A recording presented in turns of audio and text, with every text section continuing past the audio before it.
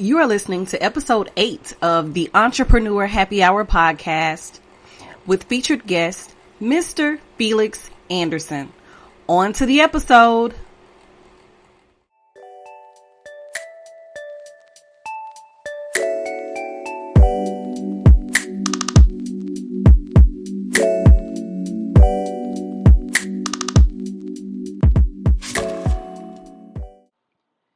Welcome to the Entrepreneur Happy Hour podcast.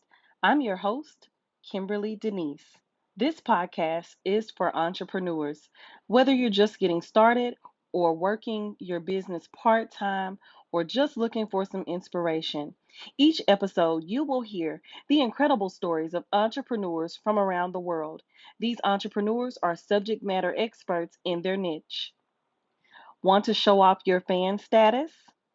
Make sure you're subscribed to the show so you can be one of the first to listen to my latest episode, which starts right now.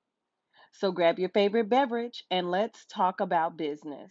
My guest today is Mr. Felix Anderson. He is a trusted leadership advisor, business coach, spiritual thought leader, and the founder of Wake Your Successful Self Up. Mr. Felix, how are you this morning? I am doing great. Thank you so much for having me. I'm glad to be here. Thank you so much for having me. I appreciate that. Well, it's wonderful to have you on. I have watched you on social media and been encouraged by a lot of what it is that you do and the information that you're putting out. So if you don't mind sharing with the listeners a little bit more about Wake Your Successful Self Up. But before you do, what kind of got you into this entrepreneurship journey? How did it all begin for you?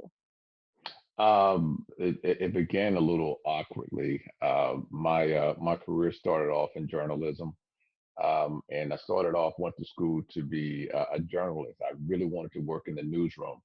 I had the opportunity during my senior year in college to serve as a press secretary for a senator here in Mississippi. I was attending Jackson State University at the time. And then after I graduated, I actually moved to Memphis to work at the Commercial Appeal. Worked at the Commercial Appeal for a brief stint. I was in the newsroom and I realized this isn't for me. And so with the college degree, I moved back to Jackson, Mississippi, as we always do. We always go back to our comfort zone. And so I was in the process of finding myself and redefining what I wanted to do and realized that I wasted almost 4 years of my life on a degree that I wasn't going to use. I began to start working little odd jobs. I was working at a gas station. I was walking 5 miles to wait tables. I was substitute teaching, and then I was have to walk another 2 or 3 miles to a place called Hollywood Video. That's back when we were selling VHSs and Blockbuster and all of that stuff was pretty prevalent. And so it was in that process that I had the opportunity to really do a self-analysis of what I wanted to do with my life, where I wanted to be. And I remember walking one day, and it was raining. And I remember pulling a sheet of paper out, and I remember practicing my signature because in my mind, before I knew what the power of visualization and practicing the art of visualization, I took a sheet of paper out and I began to start practicing my signature. And in my mind, I knew that I was going to be a CEO one day. I knew I was going to start writing checks. And so that's where it all began for me. It was during that walk where I had the opportunity to really understand who I was and who I was not and who I wanted to be all in the same time. And so it started off with me working as a research recruiter for the Jackson Heart Study. I went there to working as a director of agency relations for the Food Network. And I was the youngest person on the job at that time. So I was over about 385 agencies. I then left there to work as a general manager of a physical therapy clinic. From there, I went to do ministry full time of a church that had about 5,000 plus members. And so I went from corporate to kingdom because the church I was attending at that time, the leader saw something in me and he brought me on full time to handle the Ministry of Health's department. And so I pretty much handled and had the opportunity to really learn how to love on people and to understand customer service from a kingdom perspective. and incorporate what I learned in corporate and bridge that over to kingdom. So it was like the happy medium. I left there and then I came to Memphis to work as a vice president of the Mid South Food Bank at the time off of Dudley. So you're familiar with where that is. So Yes. I was making a major commute from Mississippi into transit. I would wake up every Monday morning, and this is that whole journey that most people don't talk about. I would wake up every Monday morning. I would drive 3 to 4 hours to Memphis. I would get there on time for work. I would live. I don't know if they still have Payway. That's off of Payway, still off of. So I lived down off of Belvedere, and I had a little studio complex at the time. One of the general managers of a local sports agency, he said, "Listen, I'm going to allow you to be able to have this space so that you can make that commute easily." And so that was helpful in having the mentoring and the people connected to me during that whole journey. I left that job to go wait tables, and everybody thought I was crazy. And I left being a vice president of a food bank to go and wait tables because I wanted to start a company called the Executive Concierge. I knew that my purpose was to make sure that I served people and teach people the power of serving other people. I just didn't know what that looked like. And so I went to go and wait tables. And from there, every principle that I adhere to today, I learned throughout that little journey. It was a 3 to 4 year window where I was doing everything from ground up. I was learning how to live as a minimalist. I was learning how not to have all of the extra fluff. I was learning how to incorporate the business principles that I learned from top tier leadership. And I was really learning how to walk in humility in a greater way. And I think that that's the key to really experiencing success in a greater way is learning how to walk in humility. Because those of us who choose to walk in humility will be able to experience power like we've never experienced it before once we get in top tier leadership. So that's the premise of my journey. After that, my wife and I we started a counseling clinic. We started a counseling clinic, started the executive concierge, where from the time executives or celebrities get off the airplane to the time they get back on the airplane, we take care of them. And so before Kroger and Walmart had their curbside assistance and things of that nature, that's what we were doing. We had clients that would call us with their grocery list, and we would have their groceries and things of that nature ready for them by the time they got home. So we were doing all of this prior to the curving of the technology. And so we migrated. And one day, my mom in 2013, um, my mom got murdered as a victim of domestic violence. And so it was one of those situations where she was not with her ex husband, but it was one of those situations where if I couldn't have you, nobody else could have you. And so I became a strong advocate for women and becoming a voice for the voiceless. And I've always been that way. And so I remember practicing my principle, the TTD principle, track the day, track the dollar, track the diet. I was training for a marathon at the time. And as I was out running, I had somebody, I'm an introvert, extrovert, if that makes sense. If you don't say anything to me, I won't say anything to you. But if you turn my gift on just like now, I'll begin to start talking and I'll begin to start flowing. And so my whole social media journey didn't start off like most people started off. I did not want to be in front of the screen. I always like being behind the scenes. I did not like being in front of the camera at all. I'm one of those that I serve in the shadows so that other people can shine in the spotlight. And I remember somebody inboxing me. It was a prophet that inboxed me. He had never heard me speak before. And he said this to me. He said, the world needs to hear what you have to say. And before I understood that there are people that are assigned to our voice and there are people that are assigned to our words, before I understood all of that, this prophet, he released that message to me. I started on Periscope, on the Periscope platform. I had maybe about two people following me at the time, and I would go into other people's broadcasts. I would scribe for them. They would say something. I would just jump in their broadcast and they say, "Hey, how you doing?" I would scribe, "Hey, how you doing?" And so I would really be their scribe to serve as a teleprompter for them, so that it would make broadcasting easier for them and for those who were viewing. And so one day I was drunk. I was running. And I know this is a long journey, but I kind of want to give people the whole picture, if that makes sense. Definitely. Definitely. Because sometimes people see a snippet or they get sound bites of success, and they don't understand that success isn't as easy as most people make it to be. There is a process to success, and most of us we like to finish product, but we don't like to process our process. And that's one thing I had to realize. I had to learn how to process the process, and the process sometimes isn't easy. And I wanted to share with those entrepreneurs that are listening to me right now that the journey may not always be easy, but it's well worth it if you keep persevering. And so I was running, I was doing a broadcast, my very first broadcast. And it was a gentleman that said something to me, and out of my belly came the words. I said, "Wake your successful self up." And I said it. I forgot I said it, honestly, and I kept back running. And I had somebody to inbox, the same gentleman inboxed me 2 weeks later. He said his wife was battling depression. And he said that, he said, when you said the words, "wake your successful self up," my wife came out of her depression immediately. Keep saying it. And so I kept saying it. People asked me to put it on a t shirt. Went from a t shirt. It was not supposed to be my first book. I made it my first book, and the rest is history. It's now a full fledged business and full fledged ministry and business at the same time. So we do both corporate and we do kingdom. Wow. I like what you said, how you transitioned from corporate to kingdom in the beginning of talking about your story and Right. all of your experiences and work, and then how you ended up leading I mean, that's a 5,000 member congregation. That's not a small church. That's not That small church at all. we would consider that, in the South with the size of our churches, that, I mean, that maybe be like a good medium size.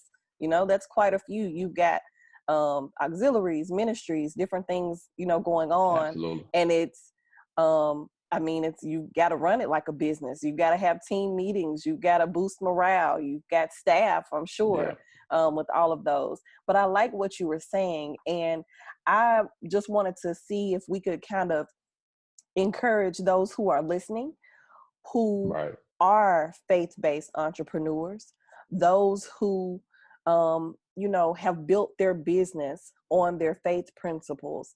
And you talked about moving from corporate to kingdom. If you don't mind elaborating on that, because I know there's a few, quite a few people connected to me, who are trying to run a kingdom-based business, but they're Right. used to a lot of the corporate ways of doing things. So with your experience and your expertise, what are some tips that you would give to someone who's running this business? And it's it may not be a church or a ministry, but they founded it on Christian principles, and they're looking to make sure that that's the foundation of all that they do. What tips would you give, or any encouraging words as they are trying to be more kingdom than corporate? The best advice I can give you is to show up as your authentic you. I know this may seem like a cliche term, but I'm going to elaborate on that. Understand that everything is spiritual before it becomes natural. Business is spiritual. Even business people understand that. Business is spiritual. You cannot separate the two. You cannot separate my gift from my God. You cannot separate the two.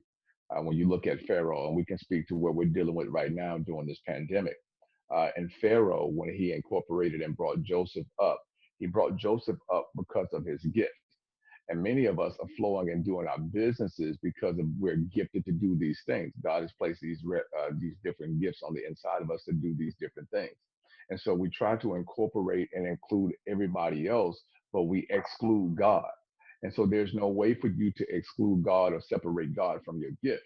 It's almost like a combo when you go to the drive-through. If you're going to get the number one, whether you want the fries or whether you want the drink or not, you're going to get the drink. You may just want the hamburger. But if you get me, you're not only going to get my gift, you're going to get my God. You can't separate the two. And so what happens is we try to separate things. And the reason why most entrepreneurs, faith-based entrepreneurs, don't succeed is that, and I'm going to say this without reservation, if I can. The reason why most faith-based entrepreneurs don't succeed is because we're trying to use policies in our principles. We're trying to adhere to rules in our principles. And God has set forth certain kingdom principles that most people in the entrepreneurial arena understand. They understand that if I give, it's going to be given back to me. I grew up around killers and dope boys. I wasn't always this polished. And so I grew up around killers and dope boys. And one thing I understood about the dope boys, they taught me this. They taught me that excuse me, you buy at wholesale, you sell at retail, right? So you buy everything at wholesale. And I know we're on a faith-based call, so I'm gonna try to keep it as clean as I possibly can. You buy at wholesale, you sell at retail. But one of the principles that they did was they adhered to the Luke 6:38 principle: give and it shall be given unto you. Good measure, pressed down, shaken together, running over, shall men give into your bosom. That's a business principle. Walmart does it, Sam's does it. They do it when you go to one of these grocery stores. When you walk in the grocery store, one of the first things that they'll do, they'll have somebody in the aisleway to give you a sample of what it is that they want you to purchase, if not now, maybe later. And so that's what we do when we call it trip wires and things of that nature. None of this stuff is new under the sun. Sam's Club and Walmart, they've been doing trip wires all the time. They just did it in a different form. So for the people that are struggling with trying to figure out whether or not you're going to be a kingdompreneur, an entrepreneur, I just say do business. And when you do business and when you show up as your authentic you, people will be able to see the God in you, and you shouldn't have to explain the God in you. And I also would like to tell everybody who's in here to really don't create boundaries for yourself that's going to limit your business. Because oftentimes we'll say, well, I'm a faith based business. Well, everybody that you do business with may not be faith based. They may not want your God, they just may need your gift. And so don't limit yourself to giving people what they need because you want to give them all of you. Some people can't handle all of you. Some people can't handle your God. They can barely handle our gifts because it doesn't make sense to them for us to do certain things the way that we do them. It wouldn't make sense for somebody to leave a vice president job to go wait tables. You have to have faith to do that. And so, what most people call, and the terminology is really the same. We just we just don't understand that we're doing the same thing. We're just doing it in a different arena, right? Uh, what what uh, what the standard corporation calls goals, the Bible calls hope. What most people call faith, they call risk. I'm taking a risk. And so the difference is not in what you say, the difference is what you do.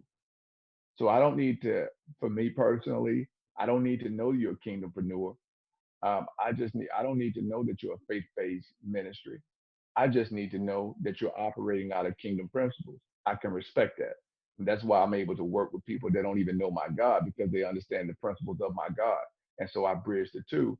And if they understand the principles of my God, then I can then form a relationship with them later off the table. But as long as we're I don't care if if you cuss or not. That's between you and God. That's not my position. Is not to convince you to believe like I believe. My position is to do business and to make sure that I'm getting money for the kingdom and bringing all of the tithes and everything else into the storehouse. If that makes sense. Yes, it does. And I like what you said.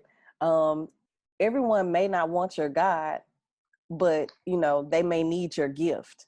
So They need your gift. I like that you said that, because one of the things for me when I first started out, my faith is the foundation of everything that I do. But I had the amazing opportunity. My life took a shift, took some turns, and this Right. interview is more about you than it is about me. You and I have talked offline about it. Right. But in my start, I'm grateful for my start, because in my start, I was able to do some research Right. and just kind of figure out, okay, what it is that I'm supposed to do. And so I like that Absolutely. you put into words what I've been doing and what a lot of other entrepreneurs I know have been doing, right? Right. I myself have a kingdom mindset, Right. but I just call myself, an entrepreneur.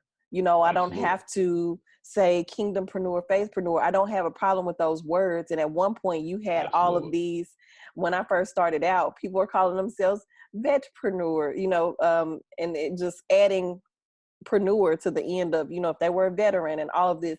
Nothing wrong with that at all. But I like what you said. And it's really, we've been taught this from when we were younger. You Right. shouldn't have to tell people who you are. right? Right. Your Right. character should speak for itself. You know, the That's way right. you handle yourself, the way you do business should speak for itself. And you are, sir, a very eloquent speaker. But I am I sure appreciate it. Thank you. the way that you do business speaks even more.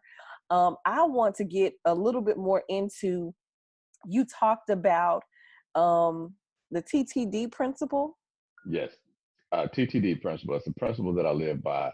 I do everything in threes. And if you notice, I call it for me, I call it the Jesus pattern. I don't necessarily do everything for the sake of just doing it. Everything that I do is with purpose and on purpose. And so there's a principle, every principle that I adhere to, believe it or not, comes out of the Bible.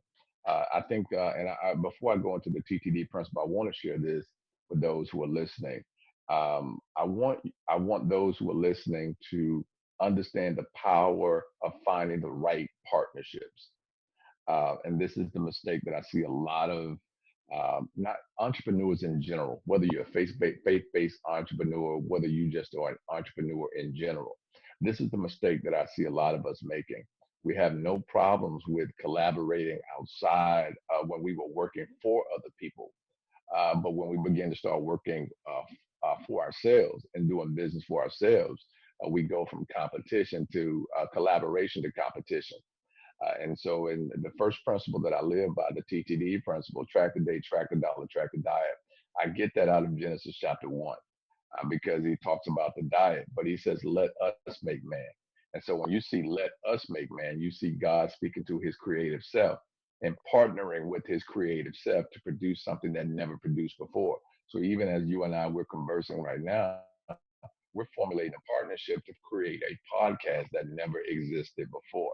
And so the TTD principle was something that really, I'm very systematic, never been in the military, but I believe in making sure that I manage my time. I always share this with people. My gift is free, but my time ain't. And I use the word ain't specifically. I understand subject and verb agreement for those that are listening, but I always say this, that my gift is free, my time ain't. And so, in other words, if I'm coming and sharing, this is how I separate kingdom from business. If I'm coming and I'm sharing with you freely, that's kingdom, because I didn't give my gift to myself. However, if I send my twin brothers terms and agreement, you know that I'm doing business. So if the paperwork comes before I do, we are doing business. If the paperwork don't come, I'm doing kingdom. That's how you separate the two. But track the day, track the dollar, track the diet, again, is a principle that I live by. And I always share this with people. I can tell you everything I need to know about you by looking at your diet, whether it's your spiritual diet, whether it's your emotional diet, your physical diet, your intellectual diet. What you are consuming tells me everything I need to know about you. This caused me to be, I went from a pescatarian to a vegan. So I vacillate between being a vegan and a pescatarian depending on the season. It depends on what I have going on and how much energy I need. And so, in looking at your diet would tell me how far your dollar is going to stretch. It's going to tell me where you are putting your dollars. And it's also going to tell me where you're putting your time. And so, it's going to tell me the energy level that you have. It's going to tell me what time of the day do you get up? What are your sleep patterns? For me, all of my business is done before 8 o'clock. So I'm doing business between 4 a.m. to 8 a.m. After 8 a.m., I'm doing nothing but not, I wouldn't say strategizing. I don't use the term strategy. That's a whole nother broadcast for another day. And I will. I hope I can elaborate on that. If not now, maybe later. But I don't use the term strategy. So what I do is I write down everything that I'm purposed to do, so that I can have the wisdom that I need in order to come back from that 4 a.m. to 8 a.m. window, if that makes sense. Yes, yes. So you use that time. You don't like the word strategy. You're writing a vision during that time. I get wisdom. There's Get a difference wisdom. between, yeah, there's a difference between wisdom and strategies. I hear to when the Bible says, I think it's in Ecclesiastes. My speech will always betray me. I'm a man of God before I'm a businessman, if that makes sense. But you can't separate the two from me, right? And I'll talk this way no matter who I'm around. And this is who I am, regardless of who I'm around. because I want people to understand who I am without having to compromise who I am, if that makes sense. And so there are times when I do tone it down, but because we're speaking to entrepreneurs across the board, I wanted them to see the gap between the two, or the bridge between the two. It talks about wisdom as a defense, as money as a defense, and we're all in business to make money. But we can't do business effectively if we don't have the wisdom that we need in order to do the business that we need effectively, right? And so I don't, strategies is my way of doing things. When we formulate strategies, strategies will give us the opportunity to not only uh, see how we want to do it, but it will give us the opportunity to do the easy route or take the easy route.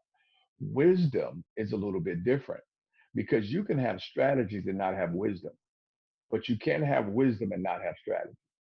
Mm, And so what happens is we have strategies, our way of doing things, and we want to present that to God and say, okay, God, I want you to bless my business.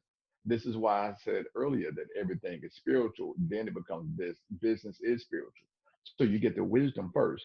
And if you get the wisdom, then strategies will be a byproduct of that's good. That's good. Well, I know you've shared quite a bit about your that. journey into entrepreneurship, and thank you for sharing more about the TTD principle. And I like what you said. Show up as your authentic self. Just Absolutely. show up as who you are. I think oftentimes, especially in the age of social media, even more Right. so, um, we compare, and in We that do. comparison, you know, mimicking without, some people do it intentionally, trying to get likes and trying to gain influence, but some people think that it's working and they're not doing it to copy people. They're just like, oh, well, this works, let me try this. And so what would you say? I know you mentioned to me before about, you weren't really an on camera person, and No, it wasn't. all of these things, but now, um being in this pandemic, even before this, we needed to show up online, but now Oh, more so absolutely. than now more so than Absolutely. ever. What advice would you give to an entrepreneur who has something to say? Maybe it's a book, maybe it's a course, maybe it will be a combination of things that will come out of them. But what advice would you give for that entrepreneur struggling with um, showing up online and they don't really know where to start? For that person that's struggling with showing up online, not understanding and knowing where to start, understand this: never measure success by numbers. I'm gonna say that slow because I want you to hear me very, very clearly. Never measure success by numbers. People can manipulate numbers. You see that all the time on social media, right? So you never measure success by numbers. You measure your success by obedience.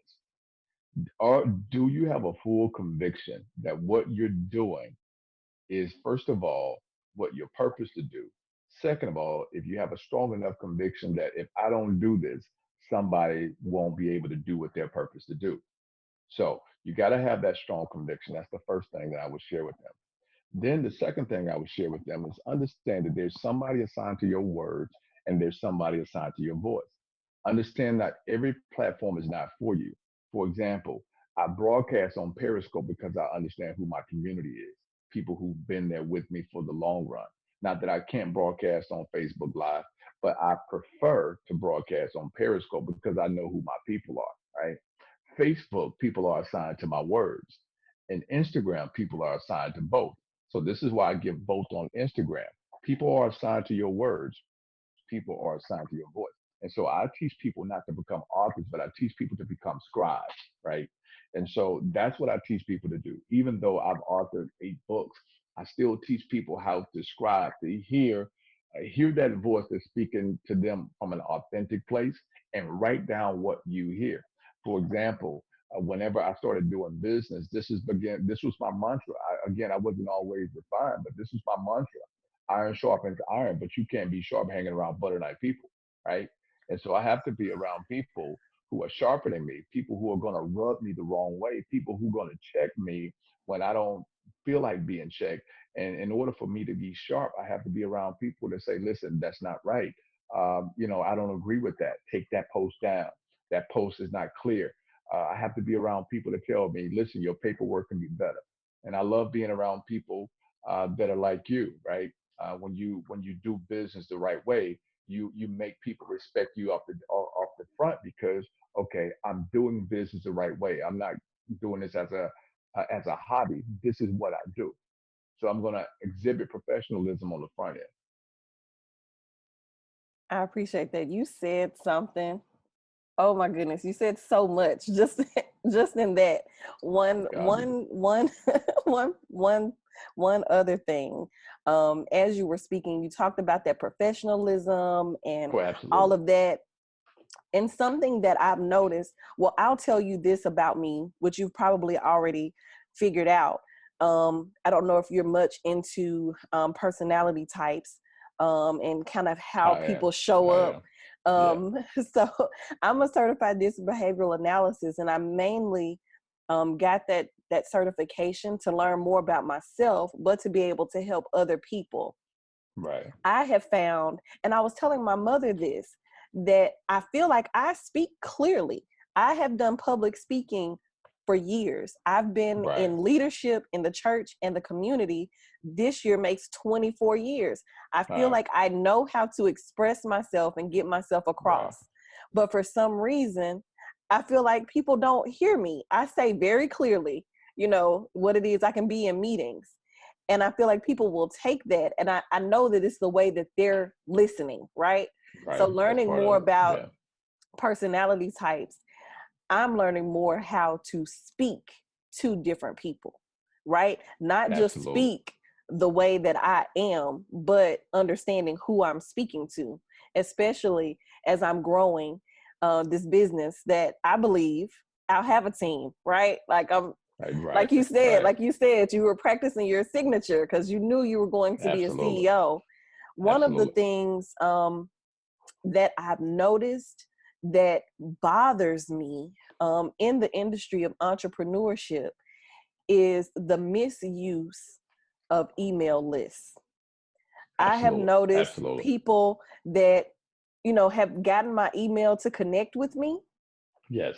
I didn't sign any type of consent form or anything like that.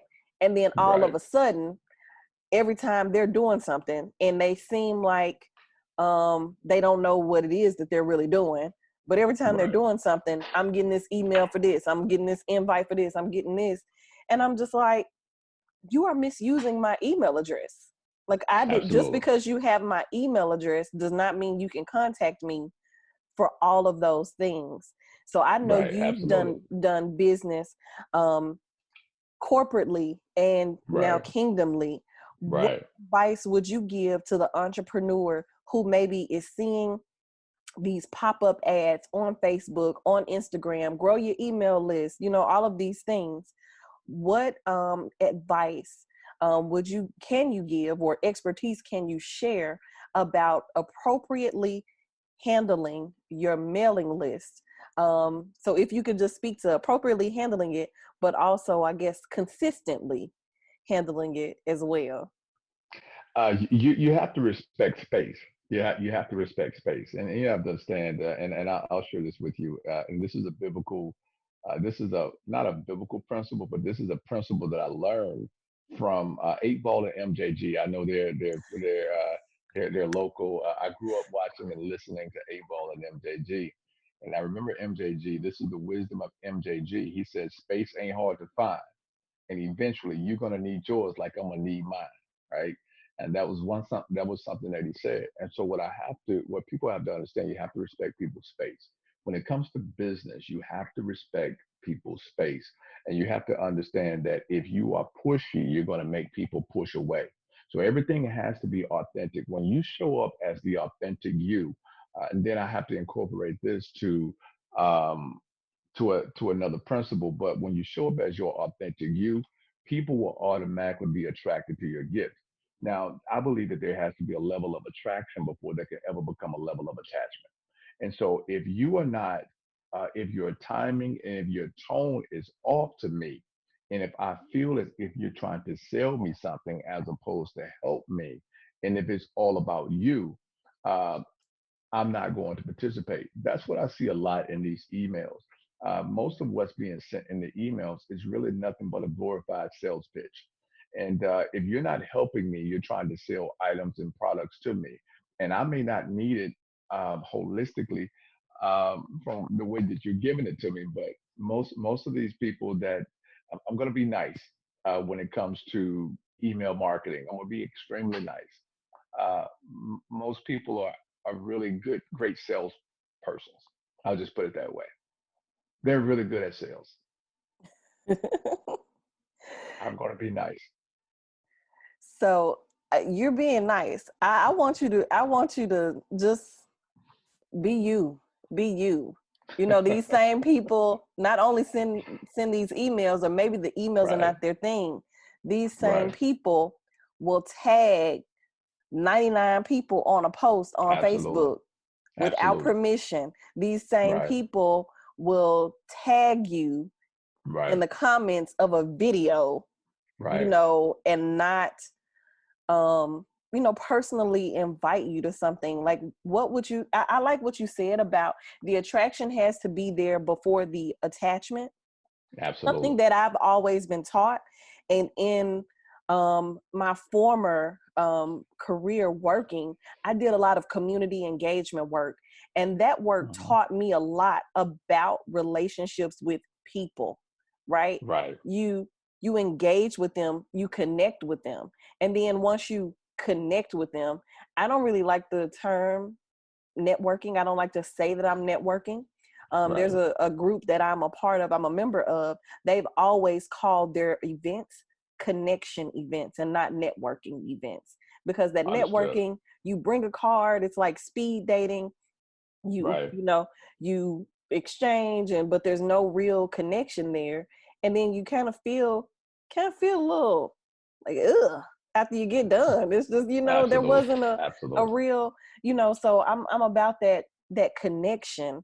And I think oftentimes we forget about not only showing up as ourselves, but having that authentic, that genuine connection with someone that can grow into other things. Prime example, when I left the workforce and was Hmm. no longer in community engagement, and people were like, we heard you're starting your own business. Well, whatever it is you're doing, I don't know if it's something that I need, but I like you. So I want to stay connected with you, Right. And I think that, like you said, if we're showing up like we're supposed to show up, if we're Right. giving people what we're supposed to be giving them, whether Right. we are, a faith-based person or not, you know, it's, even if people believe in, you know, the give and receive, all of that. I just feel like if we show up and if we give, the rest will come.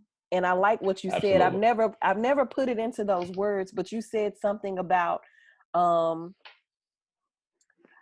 never measure success by numbers, measure it by That's your correct. obedience. And there have been Absolutely. times where I have broadcast, I've done things, and it's, maybe it wasn't 100 people on or whatever, but I just feel so good when I get done Oh, because it was absolutely. placed in Absolutely. me to do it. And Absolutely. I, Yeah. so I Yeah. appreciate you saying that. Yeah. What would you Yeah. say to the person struggling with, you know, being like someone else? We just talked about that email marketing and respecting people's space, but then the tagging on Facebook and Hmm. all of that, and I just mentioned genuine connections. What would be your final words to do this, and especially now that we're showing up online? Everyone's Right. showing up online whether they want to or not, and we're having to do things a little bit differently. So what would you say to that entrepreneur who wants to be polite, professional, Right. and polished at the same time? I know you like Show up. threes. Yeah. I like threes. Show up excellent. Show up excellent. Your level of excellence may not be my level of excellence because we all have different budgets, right? So if I had $1 million budget, I'm probably owning my own studio. If you give me a 30, you give me $100,000 budget to just do social media, I'm having my own studio, own talk show, the whole nine, right? So show up excellence the best way that you can show up. The next thing I want to share this with you. Don't let people pimp you and profit off of your platform. And you'll see that a lot. Don't let people pimp you and profit off of your platform. Real relationships have genuine exchange. Understand that. Then two, and in terms two, you don't have to sell me something if I'm already sold on it. I buy excellence. I'm not. I can care less of your religious preference. I buy excellence. That's what I do. I buy excellence.